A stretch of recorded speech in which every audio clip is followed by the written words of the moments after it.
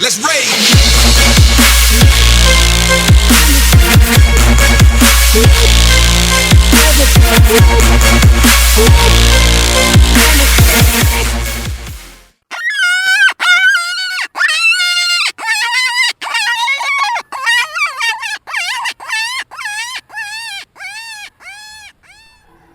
Yo, what's going on YouTube? Alright, so I wanted to bring you guys into a Coyote tournament that we had here in Arizona.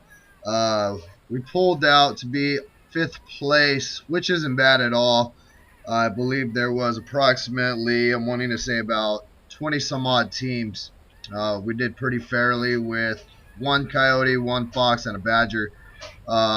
We actually called in a total of 10 Coyotes and 2 Foxes, but ended up only getting 1 Fox, 1 Coyote, and we ended up calling in that Badger. The Badger did not count, but it was still an awesome experience. We had difficulties with the Fox Pro and also had difficulties with my video camera, so this is going to be a lot of still image footage for you guys. Hope you guys enjoy.